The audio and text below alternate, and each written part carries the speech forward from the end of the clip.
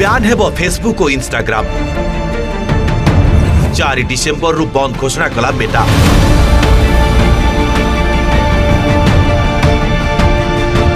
न मानिले लागिबो बड़ जोरिमाना।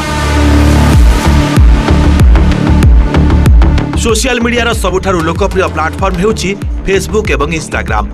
आज दिन में समस्ते एथिरे एक्टिव। निजर प्रतिदिन अपडेट अन्य को देवा सहित बंधुता प्रेम सबु किछि सोशल मीडिया रे चलीछि। एमिति कि एथिरु अनेक गुरुत्वपूर्ण सूचना भी मिलुछि। एबेका समय रे ए सबु बिना बंचिबा अधिकांशक पई संभव नुहे।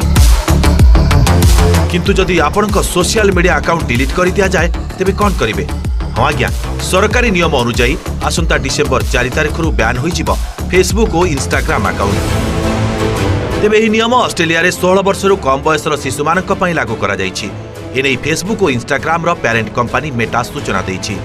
शिशु मानक सोशल मीडिया रु दूरे रखिबा पई नो आईन लागू करिसेंती ऑस्ट्रेलिया सरकार, जा अधीन रे एबे देश रे 16 वर्ष रु कम बयसर शिशु मानक सोशल मीडिया अकाउंट डिलीट करबा को निर्देश आसिछि।